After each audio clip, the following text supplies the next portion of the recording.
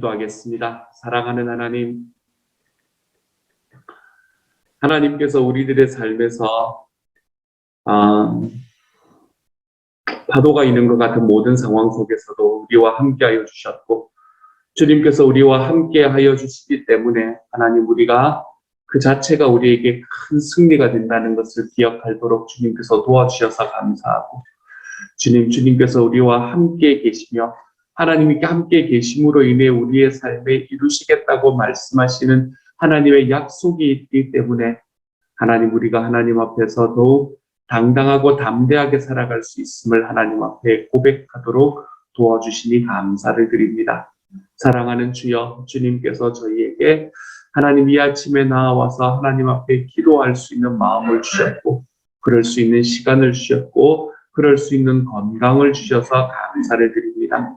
사랑하는 아버지, 우리가 주님 앞에 걸어가는 삶의 순간순간마다, 이 시간 기도하는 삶의 순간순간마다 하나님께서 저희와 함께 하심을 경험하게 하여 주셔서 주님이여, 그 모든 기도들에 주님께서 어떻게 응답하시는지를 주님이여 눈여겨 바라볼 수 있는 시간이 될 수 있도록 하나님께서 도우시고 함께 하여 주옵소서.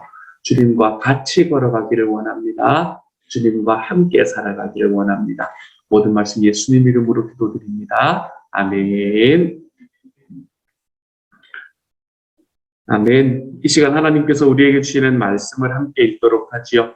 하나님께서 우리에게 주시는 말씀은 고린도전서 7장 25절부터 40절까지의 말씀입니다. 고린도전서 7장 25절부터 40절까지의 말씀이에요. 고린도전서 7장 25절부터 40절까지의 말씀, 우리 같은 목소리를 읽도록 하겠습니다. 같은 목소리를 읽도록 하지요. 시작. 처녀에 대하여는 내가 주께 받은 계명이 없으되 주의 자비하심을 받아서 충성스러운 자가 된 내가 의견을 말하노니, 내 생각에는 이것이 좋으니 곧 임박한 환난으로 말미암아 사람이 그냥 지내는 것이 좋으니라. 내가 아내에게 매였으냐 노이기를 구하지 말며 아내에게서 노였느냐 아내를 구하지 말라. 그러나 장가가도 죄 짓는 것이 아니요 처녀가 시집가도 죄 짓는 것이 아니로되 이런 이들은 육신의 고난이 있으리니 나는 너희를 아끼노라. 형제들아, 내가 이 말을 하노니 그때가 단축하여진 고로 이후부터 안에 있는 자들은 없는 자같이 하며 우는 자들은 울지 않는 자같이 하며 기쁜 자들은 기쁘지 않는 자같이 하며 매매하는 자들은 없는 자같이 하며 세상 물건을 쓰는 자들은 다 쓰지 못하는 자같이 하라. 이 세상의 외형은 지나감이니라. 너희가 염려 없기를 원하노라. 장가가지 않는 자는 주의 일을 염려하여 어찌하여야 주를 기쁘시게 할까 하되, 장가간 자는 세상 일을 염려하여 어찌하여야 아내를 기쁘게 할까 하여 마음이 갈라지며, 시집가지 않은 자와 처녀는 주의 일을 염려하여 몸과 영을 다 거룩하게 하려 하되, 시집간 자는 세상 일을 염려하여 어찌하여 남편을 기쁘게 할까 하느니라. 내가 이것을 말함은 너희의 유익을 위함이요 너희에게 올무를 놓으려 함이 아니니, 오직 너희로 하여금 이치에 합당하게 하여 흐트러짐 없이 주를 섬기게 하려 함이라. 그러므로 만일 누가 자기의 약혼녀에 대한 행동이 합당하지 못한 줄로 생각할 때에 그 약혼녀의 혼기도 지나고 그같이 할 필요가 있거든 원하는 대로 하라. 그것은 죄 짓는 것이 아니니 그들로 결혼하게 하라. 그러나 그가 마음을 정하고 또 부득이한 일도 없고 자기 뜻대로 할 권리가 있어서 그 약혼녀를 그대로 두기로 하여도 잘하는 것이니라. 그러므로 결혼하는 자도 잘하거니와 결혼하지 아니하는 자는 더 잘하는 것이니라. 아내는 그 남편이 살아있는 동안에 매여 있다가 남편이 죽으면 자유로워 자기 뜻대로 시집갈 것이나 주 안에서만 할 것이니라.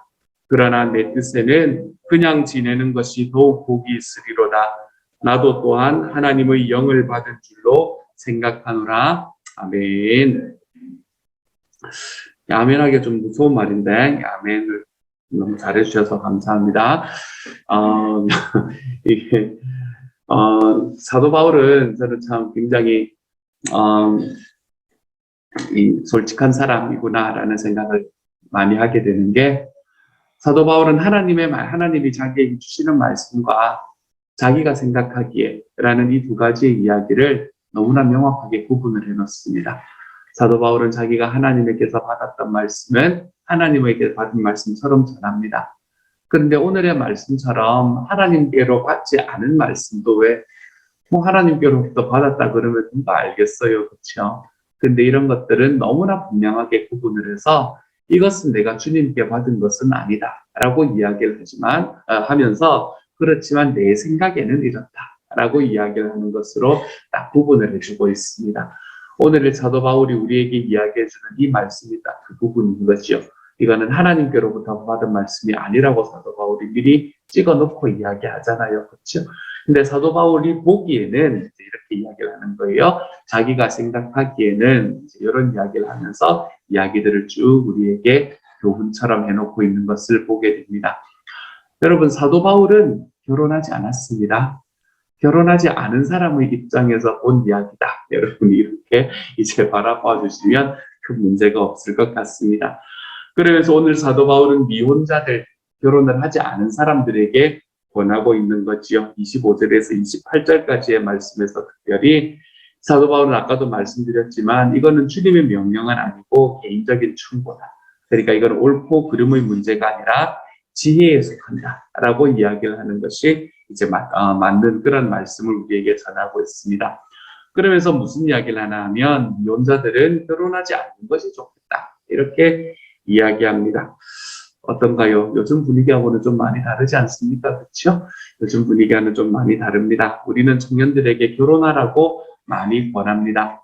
그런데 바울이 왜 결혼하지 말라는 아니죠. 결혼하지 않는 것이 더 좋다라고 이야기를 할까요? 그 이유는 크게 두 가지가 있는데, 하나는 큰 환란이 지금 곧바로 닥칠 것을 사도 바울은 걱정을 했기 때문에 그렇습니다. 큰 환란이 지금 곧바로 닥칠 것이기 때문에 큰 환란이 닥치는데 내가 건사해야 될 식구들이 늘어나면 더 힘들어질 거라는 거예요. 그렇기 때문에 지금 너희는 결혼을 하지 않는 것이 더 낫습니다. 라고 이야기를 해요. 여기 이제 첫 번째 25절부터 28절까지의 말씀에서 사도 바울이 결혼하지 않는 것이 더 좋습니다. 라고 이야기하는 이유가 되는 거죠. 여기에서 말하는 큰 환란이라는 것은 어떤 것일까요? 당시에 이 교회에 대한 로마의 핍박이 이제 점점 강해지고 있는 중이었거든요. 교회를 향해서 그 예수를 믿는 사람들을 향한 이 로마의 핍박이 계속해서 강해지고 있는, 무르익고 있는 그런 상황이었습니다. 그런 상황이었기 때문에 이렇게 핍박이 이제 곧 닥칠 건데 가정이 가지고 있게 되면 받게 때 더 힘들지 않겠느냐라고 이야기를 하고 있죠. 그러면서 사도 바울은 결혼하면 육신의 고난이 있다라고 이야기를 합니다. 육신의 고난이 있다는 것은 일단 결혼을 하면 어려운 일상들을 만나게 된다라는 것을 의미하고 있습니다. 가정을 위해서 자기를 희생해야 되는 부분이 분명히 존재하지 않습니까? 그렇죠? 그런데 이렇게 가정을 위해서 자기를 희생하는 것은 사실은 너무나 당연하고 이거는 굉장히 즐겁게 할 수 있는 일이지만 문제가 뭐예요? 큰 환란이 닥쳐오고 있다는 거예요, 지금. 이제 이것만 있으면 아무런 문제가 없습니다. 그런데 큰 환란이 지금 곧바로 닥쳐오고 있기 때문에 이 큰 환란과 함께 가정을 위해서 자기가 희생하는 이것이 함께 어우러지게 되면 삶이 정말로 힘들어질 겁니다. 그렇기 때문에 지금 결혼을 하지 않으신 분들은 결혼을 안 하고 가는 것이 내 생각에는 더 맞는 것 같습니다. 라고 이야기를 하고 있는 겁니다. 근데 지금은 어떻습니까, 여러분? 큰 환란이 임박해 있습니까? 큰 환란이 임박해 있지 않죠, 그렇죠? 우리는 큰 환란이 임박해 있다고 볼 수는 없기 때문에 오늘의 말씀을 지금 우리가 살아가는 삶에서 그대로 적용하기에는 좀 무리가 있는 것 같습니다. 일단 결혼하신 분들은 일상의 어려움을, 그거는 이제 일상의 어려움이잖아요. 그렇죠? 큰 환란이 아니라 일상의 어려움을 책임감 있게 함께 부부가 감당해 나가야 할 것입니다. 그리고 결혼하지 않으신 분들은 환란이 임박하지 않았거든요. 그러니까 좋은 사람 만나시기를 바랍니다.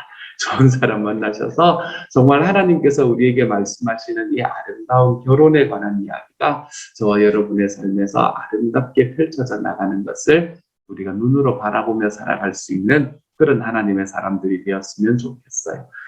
그리고는 사도 바울은 29절부터 어떤 이야기를 하고 있나 하면요. 29절부터 31절까지의 말씀에서 친구 여러분, 나는 시간이 아주 중요하다는 것을 말씀드리고 싶습니다.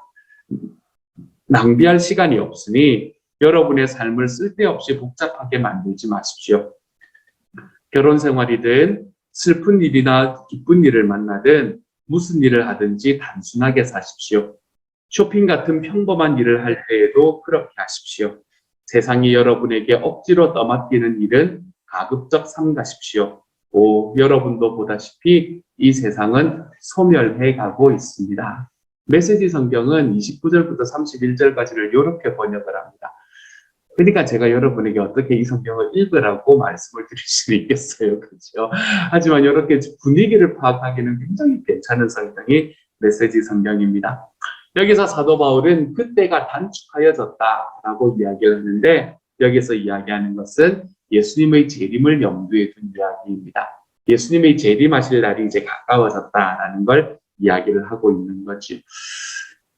세상에 많은 사람들, 세상에 많은 종교들 그리고 문화들이 어떤 역사관을 가지고 있나 하면 이 돌고 도는 이 윤회의 역사관을 가지고 있는 곳이 참 많습니다. 불교도 그렇고 회교도 그렇고 회교는 아니죠. 불교도 그렇고 어쩌면 유교도 그런 부분이 있는 것 같기도 하고 하여간 이렇게 힌두교도 그렇고 다 윤회하는 이 원형의 그런 역사관을 가지고 있는 곳이 많습니다. 하지만 우리가 믿는 그리스도교, 우리가 믿는 예수님의 가르침은 시간은 직선적이라는 것이지요. 그렇죠? 한번 흘러가고 시작점이 있고 끝점이 있고 거기서 끝이 난다. 그게 사람의 인생이다. 그리고 인류의 역사다라고 이야기를 하고 있는 것이지요. 예수님께서 재림하시는 날이 역사의 끝이 되는 겁니다. 그때에는 이 세상의 외형이 모두 다 사라져버리고 다 지나가 버리게 되는 거죠. 이런 역사관을 가진 사람들은 어떻게 살아가야 하는 걸까요? 이런 역사관을 가진 사람들은 결혼한 사람들도 배우자에게 궁극적인 소망을 두지 말고 이 세상의 슬픔이나 기쁨 때문에 너무 좌절하거나 들뜨지도 말고 물건을 사들인다고 해도 너무 거기에 집착하지 말아야 합니다. 한마디로 궁극적인 소망을 세상에 두고 있는 이 집착, 여기에서 조금 벗어나는 삶을 살아가야 한다는 것이지요. 그러면 우리의 궁극적인 소망을 어디에 두고 살라는 겁니까? 이 세상에 있는 결국에는 주님이 재림하실 때 없어질 무언가에 두는 것이 아니라 오직 우리의 소망이 하나님 나라에 있는 삶, 그것을 살아가는 것이 여러분 지금 옳지 않겠습니까? 라고 이야기하는 게 사도 바울의 메시지가 되는 거예요. 이 말씀을 오해하시면 안 됩니다. 이 말씀이 지금 내가 살아가는 현세의 삶을 무가치하게 여기고 무시하라라는 이야기를 하는 건 절대로 아닙니다. 사도 바울은 자기의 현재의 삶을 얼마나 치열하게 살았는지 모르는 사람이잖아요. 그렇지? 삶을 정말 치열하게 사는 것이 맞습니다. 우리가 현재의 상황에서도 책임감을 가지고 최선을 다해서 살아가는 것이 맞아요. 하지만 이 땅의 것에 너무 얽매이지는 말아야 한다라는 것을 말하고 있는 것이지요. 여러분, 내가 지금 어떤 것을 가장 중요하게 여기며 살고 있는가? 이것을 한번 돌아볼 수 있는 시간이 되었으면 좋겠습니다. 나는 이게 없어지면 큰일 날 것 같은 것이 내 삶의 어떤 것들인가? 라는 것을 한 번쯤 돌아보셨으면 좋겠어요. 내가 이 땅에서 어떻게 살 것인가? 내가 여기에 너무 많이 치우쳐서 살아가고 있지는 않았습니까? 내 것을 확보하고 안정적인 삶을 꾸리는 데만 너무 관심이 많지는 않았습니까?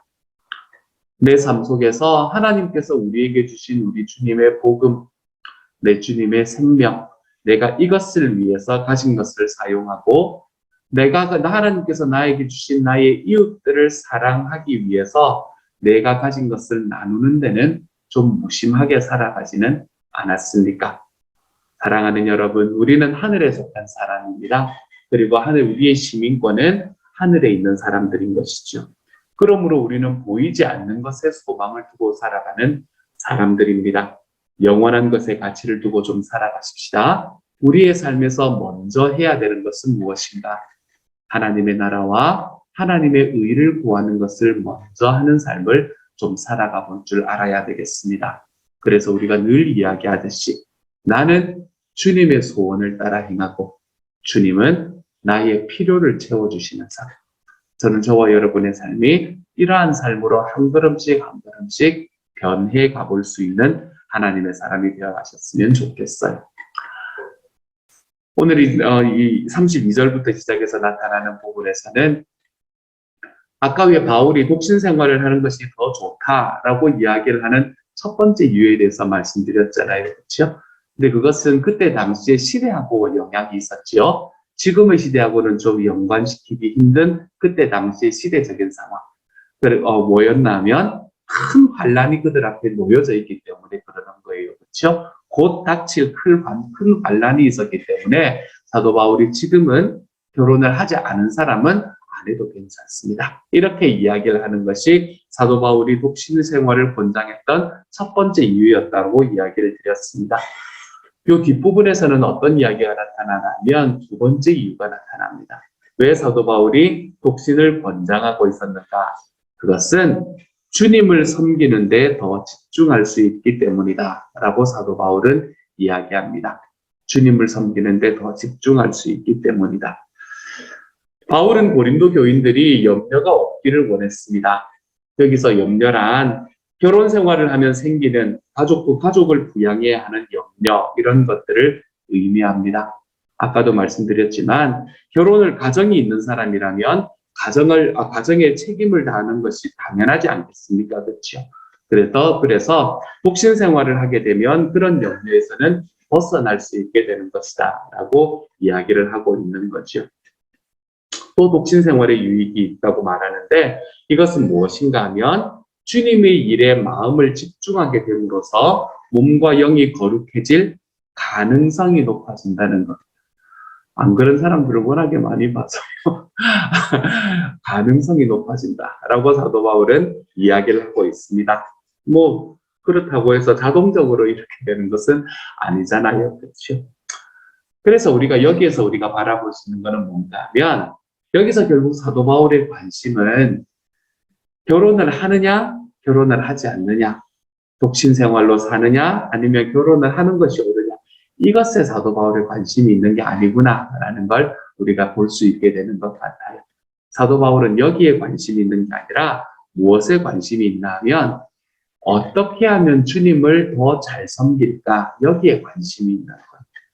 어떻게 하면 주님을 더 잘 섬길 수 있을까? 우리가 결혼을 하느냐, 아니냐, 우리가 오늘의 이 말씀을 보면서 이제 그 이야기를 계속해서 생각을 하게 되는데, 우리의 포커스가 조금 옮겨지는 그런, 이 성경 읽기가 되었으면 좋겠다라고 생각이 듭니다. 사도 바울은 지금 결혼을 하라, 마라, 하는 게 옳다, 안 하는 게 옳다, 이런 이야기를 하고 있는 것이 아니라, 여러분은 여러분의 삶의 모든 순간 속에서 어떻게 하면 주님을 더 잘 섬길 수 있을까를 좀 생각하며 살아가십시오. 이걸 이야기하고 있는 거예요. 사랑하는 여러분은 여러분의 삶 속에서 내가 어떻게 하면 주님을 좀 더 잘 섬길 수 있을까라는 이러한 고민들을 한번 해보면서 살아가는 삶을 살아가고 계십니까? 저는 저와 여러분의 삶이 어떻게 하면 주님을 더 잘 섬길 수 있을지를 좀 생각하며 살아갈 수 있었으면 좋겠습니다. 어떻게 하면 주님을 더 잘 섬길 수 있을까요? 주님을 더 잘 섬기려면 무엇을 하지 않으면 되는 걸까요? 주님을 더 잘 섬기려면 무엇을 하지 않으면 되냐면 아까 말씀드렸듯이 세상 일에 너무 마음을 빼앗기지 않으면 됩니다. 그러면 자연히 주님을 더 잘 섬길 수 있게 되는 겁니다. 세상 일에 너무 마음을 빼앗기고 내가 정말 제가 지난주에 설교에서 말씀드렸듯이 내 삶에 하나님과 나 사이의 질서를 뒤바꾸어서 내 삶에 하나님께서 다스리라고 주신 무엇인가를 자꾸 우상으로 올려놓는 이러한 삶에서 우리가 자꾸 조금씩 멀어지기 시작하면 우리는 너무나 당연하게 주님을 더 잘 섬기는 삶으로 걸어갈 수밖에 없게 됩니다. 그러니까 사랑하는 여러분, 세상 일에 너무 마음을 빼앗기며 살아가지 마십시다. 그것이 나에게 아무리 소중한 사람이라 하더라도, 그것이 나에게 아무리 소중한 것이라고 하더라도 나는 주님의 소원을 이루며 살아가는 사람이다. 나는 내 주님께서 나에게 말씀하신 하나님의 나라와 하나님의 의를 먼저 구하는 사람이다. 그때에 주님께서 나의 모든 것을 채워주시는 것을 믿으며 살아가는 사람이다.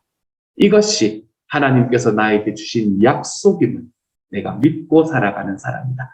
저는 저와 여러분이 오늘 하루 이러한 하나님 앞에서의 고백 안에서 살아가 볼 수 있는 하나님의 사람이 되었으면 좋겠어요.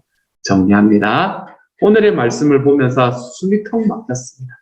이걸로 도대체 내가 어떻게 말씀을 전해야 할까? 하지만 하나님께서 저에게 주셨던 말씀의 핵심은 그거였죠. 그래, 결국에 사도 바울이 지금 이야기하는 것은 결혼의 문제가 아니라 사도 바울이 이야기하고 있는 것은 어떻게 주님을 더 잘 섬길까? 이것에 관한 이야기가 아니냐. 그러면 내가 내가 진짜 소중하다고 생각하는 그 무엇인가, 그것에 내 마음을 너무 많이 빼앗기지 말며 우리의 삶 속에서 나는 주님의 소원을 행하고 주님은 나의 필요를 채우시는 그 삶을, 내가 하나님께서 나에게 주신 그 약속에 내가 내 믿음을 두는 그 삶을 오늘 하루도 좀 살아볼 수 있는 하나님의 사람이 되었으면 좋겠다. 주님께서 저에게 주신 말씀은 이 말씀이었어요. 염려에서 조금 프리해지실 수 있기를 소망합니다. 집착에서 조금 물러서 보실 수 있기를 소망합니다. 차라리 집착하려면 주님께 집착하십시다. 차라리 우리가 붙어 있으려면 주님께 붙어 있으십시다. 그래서 하나님께서 우리에게 주시는 은혜가, 내가 주님의 소원을 먼저 이루어 드릴 때에 하나님께서 우리에게 채워주시는 하나님의 능력이 저와 여러분의 삶에 가득하게 채워지는 오늘 하루가 좀 되어가 볼 수 있기를 우리 주님의 이름으로 축복합니다. 이 시간 같이 한번 기도하며 나아가지요. 제가 한번 기도하도록 합니다. 사랑하는 하나님, 하나님께서 은혜를 더하여 주시니 감사를 드립니다. 제 속에 하나님이 살아계시고 제 속에 주님이 능력을 허락하여 주셨습니다.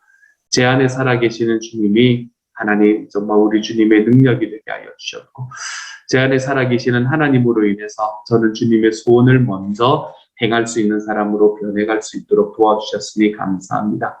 주님이 오실 것을 압니다. 주님이여, 그렇기 때문에 내가 이 땅을 살아가며 나는 이 땅의 시민으로 살아가는 것이 아니라 하늘의 시민으로 살아간다는 것을 기억하게 하여 주셔서 내가 주님의 소원을 이루어드리며 살아가는 삶, 주님의 나라와 주님의 의를 먼저 구하는 삶, 주님, 저희의 삶이 그 길로 좀 걸어가 볼 수 있는 하나님의 사람들이 되도록 주여 도우시고 함께하여 주옵소서.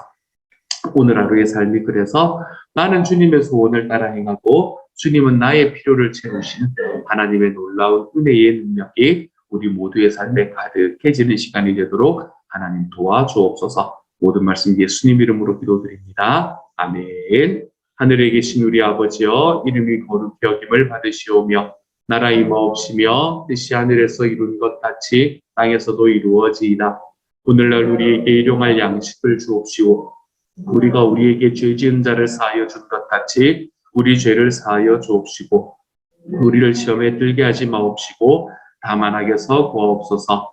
대개 나라와 권세와 영광이 아버지께 영원히 있사옵나이다. 아멘.